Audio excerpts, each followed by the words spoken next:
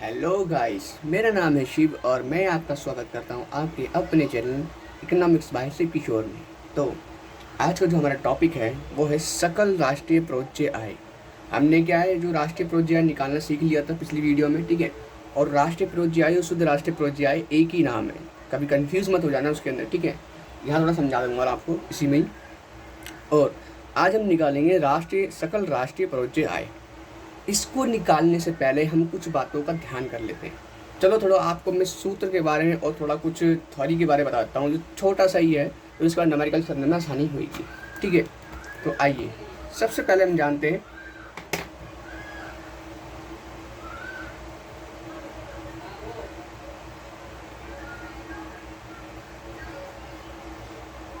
NFIA के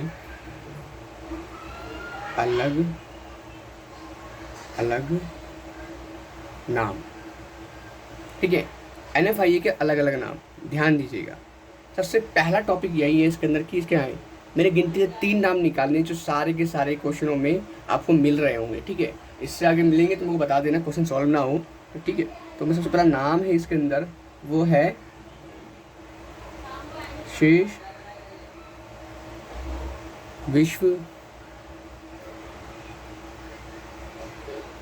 विश्व से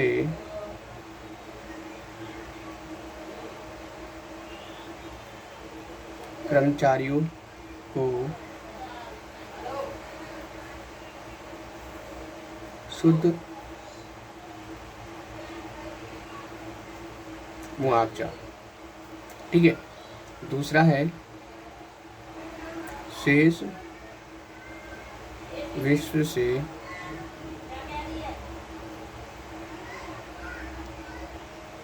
शुद्ध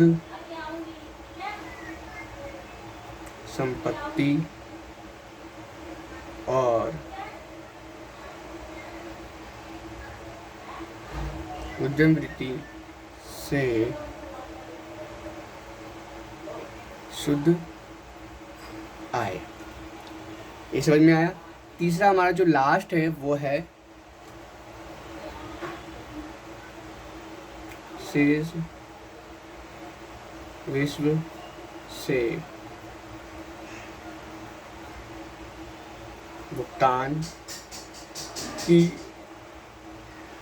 गई शुद्ध साधन आय, ठीक है। और एक चौथा नाम होता है जो आपको पता होना चाहिए, वो सिर्फ सिंपल सा है, वो हर एक क्वेश्चन में निकलेगा। विदेशों से प्राप्त शुद्ध साधन आय। विदेशों से प्राप्त शुद्ध साधन आय, इन चारों नाम को बोलते हैं हम NFIA। चाहे वो इस नाम से बोल सकते हैं, चाहे वो इस नाम से, चाहे इस नाम से, चाहे इस नाम से। अब आपको समझ में आ गया होगा, ठीक है। तो हम करते हैं आगे, ठीक है। अब मैं आपको बताता हूँ नोट नंबर 2।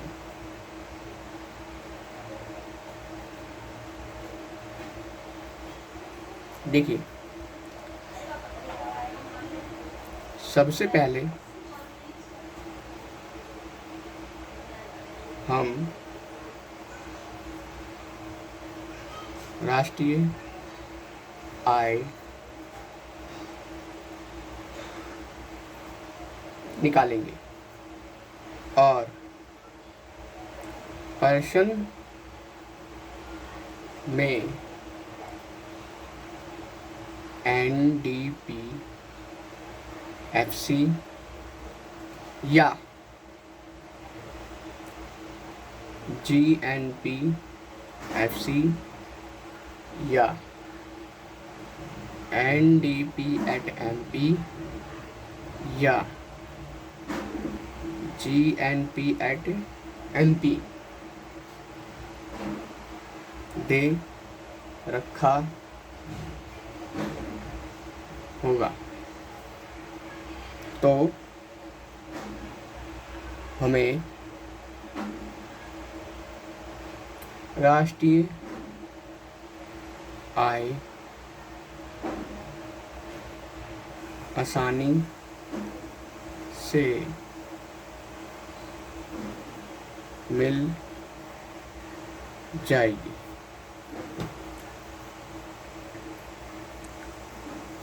ठीक है, तो ये हो गया हमारे क्या राष्ट्रीय आय निकालने का तरीका। लेकिन यहाँ पर लिखता हूँ एक लेकिन ज़्यादातर राष्ट्रीय आय सीधे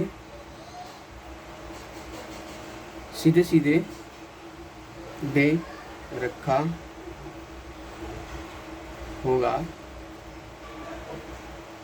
पर्सन। ठीक है, ज़्यादा कुछ सोचने वाली बात नहीं है। ठीक है, ये होगा हमारा ज़्यादातर दे रखा होगा क्वेश्चन के अंदर कि हाँ ऐसे ऐसी बात है। ये क्वेश्चन दे रखा है राष्ट्रीय आय साफ साफ, और राष्ट्रीय आय को हम बोलते हैं NNP एट फैक्टर कॉस्ट। ठीक है, राष्ट्रीय आय को क्या बोलते हैं? NNP एट फैक्टर कॉस्ट बोलते दे रखा होगा। नहीं तो हमें 1 2 ये हम देख लेते हैं यहाँ पर 1 2 3 4 इसके इन तरीकों से हमें निकालना पड़ेगा राष्ट्रीय आय। और मैं आपको बता दूं राष्ट्रीय आय निकालने के लिए आप वही फॉर्मूले का यूज़ करेंगे जो आपको बताएगा। एक काम गया पेज। ठीक है, इस वाले तरीके से अब आपको समझ में आ गया होगा कि ये अगर राष्ट्रीय आय में दे रखा होगा NNP फैक्टर्स नहीं दे रखा होगा तो ये दे रखा होगा, तो हम जो निकालना हो पहले रख लेंगे और जो निकला हुआ उसको बाद में रख लेंगे। फिर हम इसको इन 3 तरीके से कर सकते हैं। ये तरीका मैंने आपको पिछली 3-4 वीडियो में समझा रखा है अच्छे से, उसमें बिल्कुल है। अगर आपने वीडियो देख रखी है तो गारंटेड है कि आपको ये सवाल आराम से हो जाएगा सॉल्व। नहीं तो आपको ये ज़्यादातर राष्ट्रीय सीधे सीधे दे रखा होगा, हमें ये झंझट पालने की जरूरत भी नहीं पड़ेगी। ठीक है, चलो आगे बढ़ते हैं।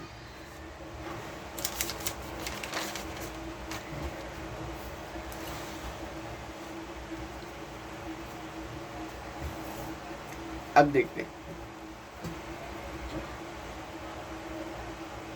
राष्ट्रीय आय का सूत्र।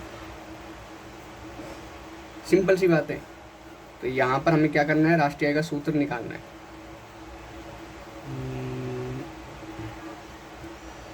ठीक है, तो यहाँ पर हमें राष्ट्रीय आय दे रखी होगी ऐसे राष्ट्रीय आय, और फिर उसके बाद हमें क्या दे रखा होगा? हमें NDP दे रखा होगा, NDP एट FC दे रखा होगा, या NDP एट MP दे रखा होगा, या फिर GNP एट MP दे रखा होगा। मैं सिर्फ एक का बता रहा हूँ। ठीक है, तो यहाँ पर क्या है? N और N सेम सेम है। ठीक है, यहाँ देखिए N और N सेम है। N और D आएगा तो क्या होगा? N और D तो प्लस का NF आइए, क्या आएगा? प्लस का NFIA। ठीक है, ये तरीके से वो निकल जाएगा। ठीक है, और दूसरा तरीका होता है जैसे कि मान लो कि हमें दे रखा हो GNP एट फैक्टर कोस्ट दे रखा हो, जैसे कि NNP एट फैक्टर कोस्ट हमें दे दिया।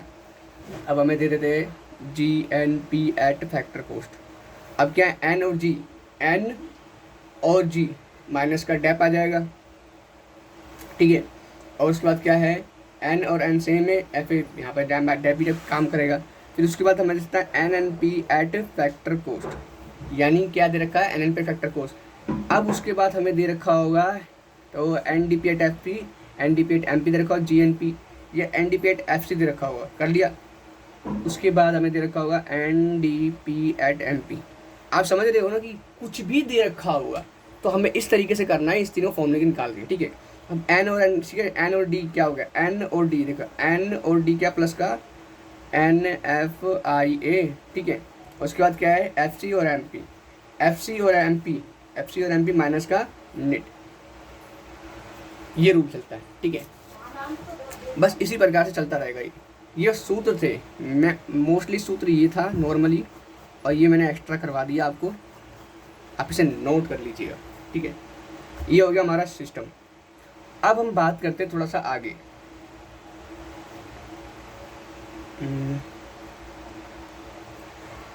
राष्ट्रीय आय निकालने के बाद हमें राष्ट्रीय आय मिल जाएगी, तब हमें क्या निकालना है? स्टेप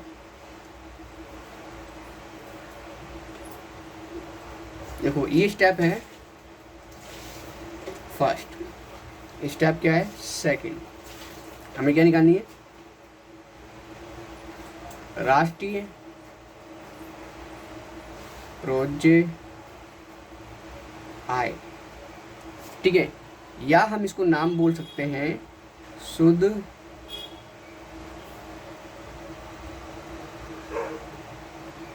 राष्ट्रीय प्रोज्जे आय, ठीक है। ये दो नाम है हमारे पास, और दो नाम को निकालने के लिए हमें क्या चाहिए, पहले राष्ट्रीय आय चाहिए जो हमने ऊपर निकाल ली थी, ठीक है। उसके बाद क्या है हमारे पास, इसमें क्या ऐड कर देंगे, NIT, इसको क्या बोलते हैं, नेट इनडायरेक्ट टैक्स, यानी शुद्ध अप्रत्यक्ष कर। शुद्ध अप्रत्यक्ष कर निकालने का फॉर्मूला क्या होता है, अगर ना दे रखा हो सीधे सीधे तो, अब यहाँ पर क्या है, शेष विश्व से शुद्ध चालू हस्तांतरण। एक चीज और यहाँ पर आपको देखना होगा, शेष विश्व से शुद्ध चालू हस्तांतरण ये दे रखा है, ठीक है। लेकिन अब कभी कभार आपको पर्सन में दे देता है, को दे देता है, तो यहाँ पर को का रोल क्या है वो आपको क्वेश्चन में सॉल्व कर दिखाऊंगा कैसे करना है उसको। मोस्टली आपको यही होगा, मैं इसको ब्रैकेट कर देता हूँ ताकि कंफ्यूजन ना हो साइन को लेकर, ठीक है। ये हो गया हमारा। उसके बाद जब हम राष्ट्रीय आय निकाल लेते, राष्ट्रीय प्रोज्जे आय निकाल लेते, तब हमारा आता है स्टेप 3, जिसको हम बोलते हैं सकल राष्ट्रीय प्रोज्जे आय। सकल राष्ट्रीय प्रोज्जे आय, ठीक है। उसके बाद हमने जो हमने निकाला है शुद्ध राष्ट्रीय प्रोज्जे आय या राष्ट्रीय प्रोज्जे आय हमने निकाला है, उसको हम क्या कर लेंगे, यहाँ पर ऐड कर लेंगे। ये तो समझ में आया आपको, ठीक है। अब ये स्टेप 3 क्या है, अब जरा से देख लेते हैं वो।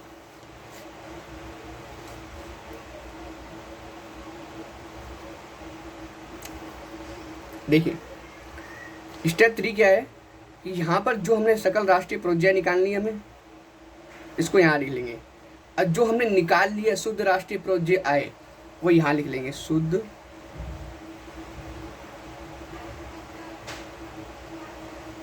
राष्ट्रीय प्रोज्जे आय, ठीक है। और इसमें ऐड कर देंगे हम क्या, मूल्य ह्रास,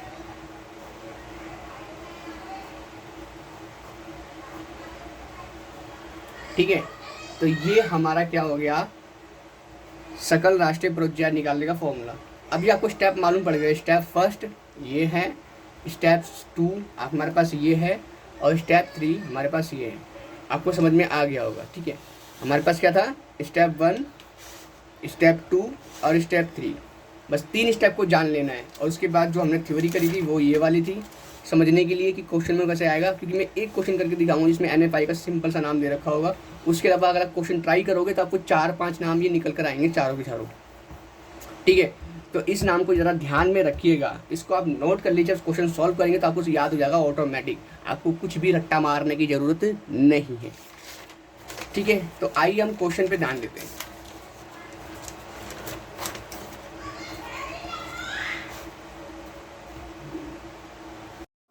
हेलो एवरीवन, तो मैंने आपको पिछली बार में कुछ फॉर्मूले लिखवाए थे, लेकिन उसके बेस पे मैं आपको एक क्वेश्चन करवाने वाला हूँ जो है एग्जाम्पल 18 बुक का है, ठीक है। एग्जाम्पल 18 मैंने इस तरह से लिखा हुआ है ताकि मेरे को सहूलियत हो जाए, ठीक है। और आप भी चाहे तो इस एग्जाम्पल को आप लिख सकते हो अपनी कॉपी में या फिर अपनी बुक में से। मैं ये मान के चल रहा हूँ कि आपने ये एग्जाम्पल खोल के रखा हुआ बुक में, ठीक है। और इसमें क्या निकालना है, देखो मैंने यहाँ नीचे लिखा है, फाइंड सकल राष्ट्रीय प्रोज्जे आय निकालनी है तथा व्यक्तिगत आय।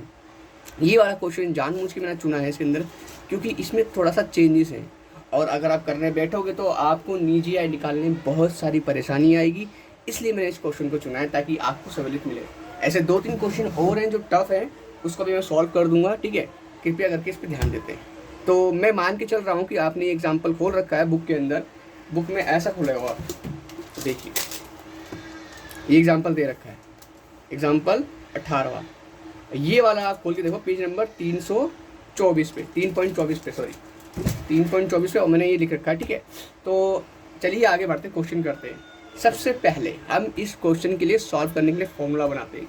फॉर्मूला आपको पता ही है कि निजी क्षेत्र के निजी आय निकालने फॉर्मूला क्या होता है, आपने पिछली वीडियो में देख लिया होगा, लेकिन इसमें थोड़ा सा डिफरेंट है। मैं पहले फॉर्मूला एक्सप्लेन करता हूँ ताकि क्वेश्चन के अंदर देखिए, यहाँ पर आपको एक चीज़ दिख रही होगी, यहाँ पर राष्ट्रीय आय दे रखी है, ठीक है, और सरकार को प्राप्त राष्ट्रीय आय, लेकिन यहाँ पर निजी आय नहीं दे रखी है और निजी आय निकालने की मदद भी नहीं दे रखी। तो निजी आय कैसे निकालेंगे? ना घरेलू आय निकाल सकते हैं, ना हम निजी क्षेत्र की आय निकाल सकते हैं और ना ही हम निजी आय निकाल सकते हैं। तो यही सारी परेशानी है इस क्वेश्चन के अंदर। आप खुद करके बैठोगे पिछले वाले फॉर्मूले के अकॉर्डिंग तो वो कंफ्यूज होगे। इसने क्या घुमा के दे रखा है वो आपको बताता हूँ, ठीक है। देखिएगा, पहले फॉर्मूला देखते हैं निजी आय, निजी आय, निजी क्षेत्र को प्राप्त आय। ये तो पता ही है आपको कि क्या करना है इसके अंदर। मैं तो करता हूँ ब्रैकेट बंद, क्योंकि अभी खेला ख़त्म नहीं हुआ है। फिर उसके बाद आता है हमारा NFIA। इसके 4 नाम दे रखे थे, लेकिन ये भी नहीं दे रखा है इसके अंदर। तो हम सॉल्व कैसे करेंगे इसे भी देखते हैं। ऊपर से सरकार द्वारा चालू हस्तांतरण, ये घुमा के दे रखा है क्वेश्चन के अंदर। सिर्फ ये दे रखा है, उसके बाद दे रखा हमें राष्ट्रीय ऋण पर ब्याज।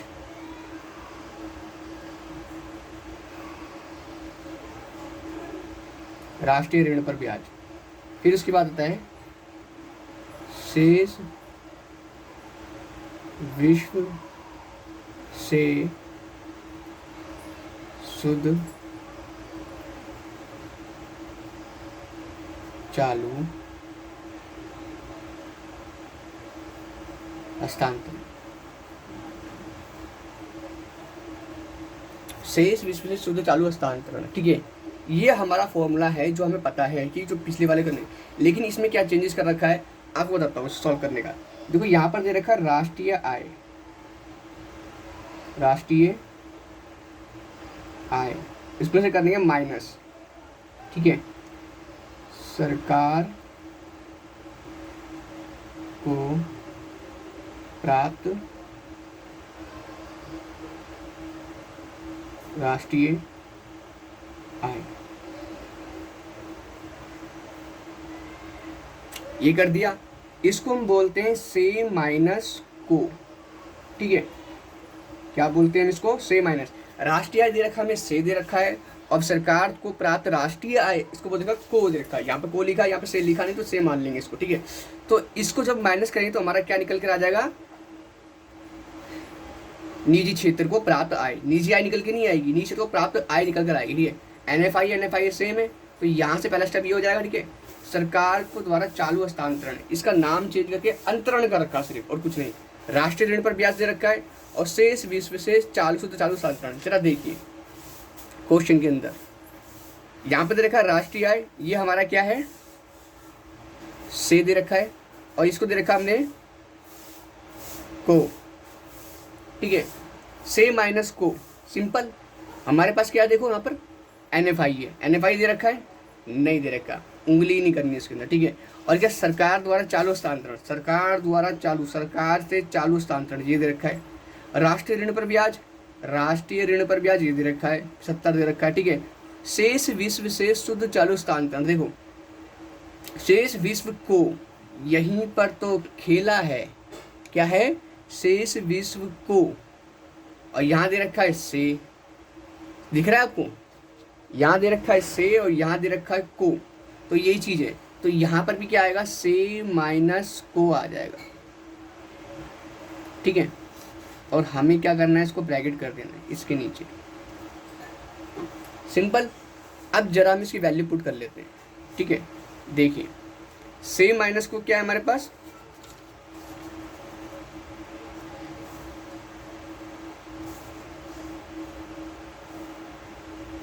सेम माइनस को क्या है हमारे पास, देखो राष्ट्रीय कितने रखी है, 1000 दे रखी है, और यहाँ पर क्या हमने लिखा है 80 को, इसको हम कर देंगे ब्रैकेट बंद, ठीक है, प्लस NFI कितना हमारे पास 0, ब्रैकेट बंद।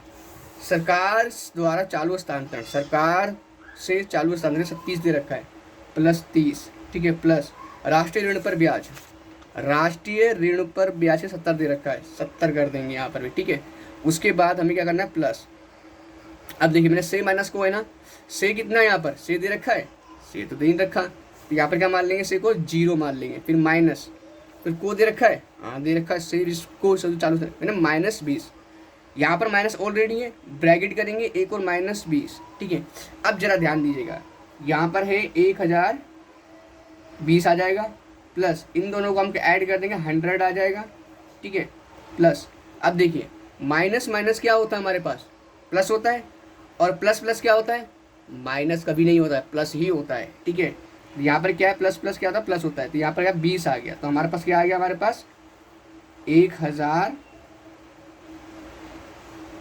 सॉरी ये हमारे पास आ गया 920, यहाँ पर आ गया 1040, कैलकुलेशन मिस्टेक होती है, ठीक है। ये समझ में आया इतना आपको, ठीक है। थोड़ा सा और देखते हैं, ये हमारा निकल के आया, क्या निकल के आ गया, निजी आय। अब हम बात करते हैं व्यक्तिगत आय।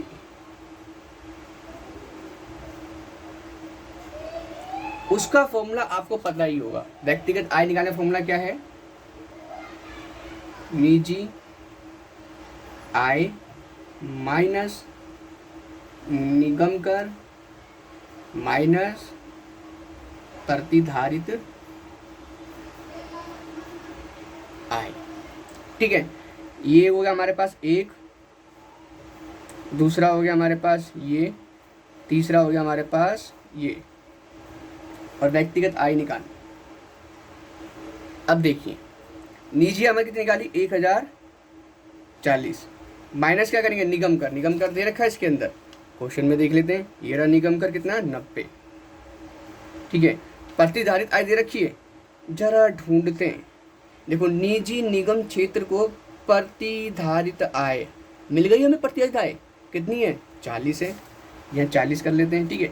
और उसके बाद हम कर लेते हैं इसको माइनस, 40 से 40 चला जाएगा, और 1000 में से 90 घटाएंगे तो 910 बचेगा, तो हमारा क्या निकल के आ गया आंसर, व्यक्तिगत आय निकल क्या आ गया 910। अब इसमें देख लेते हैं आंसर क्या है, ये देखिए व्यक्तिगत आय क्या निकल गया कि 910, लेकिन इस तरीके से आप समझ पा रहे हो क्या कर क्या ऐड कर क्या ऐड नहीं कर रखा। अगर ऐसे करोगे तो सर जी या फिर कोई भी टीचर, आप जो एग्जामिनर बैठा होता है, वो साफ बोलेगा बच्चे ने नकल मार रखी है, तो नंबर आधे वैसे ही काट देता है या 0 दे देता है, लेकिन पास तो खरीदेगा। लेकिन आपको फर्स्ट आना है तो आपको इस तरीके से करना पड़ेगा विस्तार से, गारंटेड है नंबर नहीं काटेगा, ये अच्छा भी लग रहा है, ठीक है। अब ये क्वेश्चन खत्म नहीं हुआ है, ये हमने क्या व्यक्तिगत आय निकाल ली, इसके अंदर हमने व्यक्तिगत आय निकाली थी, अब निकालेंगे सकल राष्ट्रीय प्रोज्य आय, जिसका हमारा मेन मुद्दा है, ठीक है। ये क्वेश्चन इसी पे बेस्ड था, तो हमारा पास क्या है सकल राष्ट्रीय। नेक्स्ट पेज पे करते हैं, देखिए इस पेज पर हम करते हैं राष्ट्रीय प्रोज्य निकालते हैं। एग्जाम्पल 18 राष्ट्रीय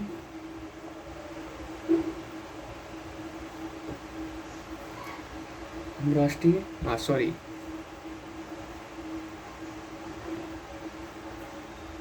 सकल राष्ट्रीय, सॉरी मैं भूल गया, यहाँ पर क्या है सकल राष्ट्रीय प्रोज्य आय। इसको निकालने के लिए ना आपको क्या निकालना पड़ेगा बताते हैं, इसके भी स्टेप है। स्टेप वन क्या है, पहले आपको क्या निकालनी पड़ेगी राष्ट्रीय आय, और राष्ट्रीय आय देखो इसके अंदर आपको राष्ट्रीय आय सिंपल दे रखी है राष्ट्रीय आय, ठीक है। तो हमारे पास क्या है NNP एट क्या है एट फैक्टर को हमें डायरेक्ट दे रखा है, कुछ छेड़खानी नहीं करनी, सीधा हम क्वेश्चन पे आते हैं। तो हमें क्या है राष्ट्रीय प्रोज्य आय निकालते हैं, राष्ट्रीय प्रोज्य आय, राष्ट्रीय प्रोज्य आय निकालेंगे तो हमें क्या चाहिए राष्ट्रीय आय चाहिए, राष्ट्रीय आय चाहिए, फिर क्या प्लस भी कर देंगे NIT यानी नेट इनडायरेक्ट टैक्स यानी शुद्ध अप्रत्यक्ष कर, ठीक है। उसके बाद कर देंगे शेष विश्व से चालू हस्तांतरण। यहीं पर भी खेला होता है बिल्कुल खतरनाक वाला, आपको दिखाते हैं। जमा घटा जिसको नहीं आती है वो तो गया, सिंपल सी बात है। राष्ट्रीय प्रोजेक्ट, राष्ट्रीय आय इसमें क्या डायरेक्ट दे रखी है। राष्ट्रीय आय कितनी दे रखी है? 1000 दे रखी है। हम यहाँ 1000 पुट कर लेंगे, plus net indirect tax. Net indirect tax शुद्ध प्रत्यक्ष कर और अप्रत्यक्ष। अगर अप्रत्यक्ष कर नहीं दे रखा है तो प्रत्यक्ष कर को ही हम NIT मान लेंगे, ठीक है। इससे क्या है, हम NIT, इसको हमने NIT मान लिया। अब क्या यहाँ पर करना है हमें, NIT कितना है 100, ठीक है, प्लस शेष विश्व से शुद्ध चालू हस्तांतरण। देखो यहाँ पर शेष विश्व को, अब देखो यहीं पर ही आ गया रोल, इसको हम करते हैं से माइनस को, ब्रैकेट कर देते हैं से माइनस को। अब से माइनस को में से क्या कर देंगे, इसको हम 0 माइनस -20, ठीक है। इसको ब्रैकेट 1, कितना हो गया 1100। देखो माइनस माइनस प्लस हो गया, प्लस कितना होगा 20, 1100 कितना आ गया 1120। अभी क्वेश्चन खत्म नहीं हो रहा, हमें राष्ट्रीय प्रोज्याय निकाले, सकल तो निकाला ही नहीं है। अब निकालते हैं सकल, स्टेप 2, ठीक है। मैंने राष्ट्रीय आय का प्रोसेस यहाँ पे गायब कर रखा क्योंकि राष्ट्रीय आय डायरेक्ट दे रखा है। राष्ट्रीय आय कैसे निकालते हैं इस क्वेश्चन के अकॉर्डिंग पिछली वीडियो में देख लेना आप, ठीक है। सकल राष्ट्रीय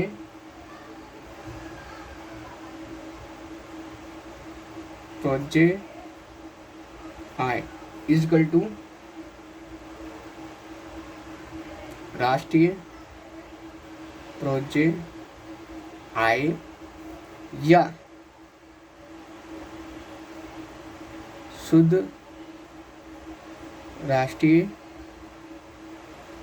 प्रोज्य आय। ध्यान रखना, शुद्ध राष्ट्रीय प्रोज्य आय ये वाला नाम और सकल राष्ट्रीय प्रोज्य आय ये दोनों एक ही है। ध्यान रखना, ये दोनों क्या है हमारे पास, एक ही है। तो इसको भी कंफ्यूज मत करना अपने आप को। फिर माइनस कर देंगे, इसमें क्या है मूल्यह्रास।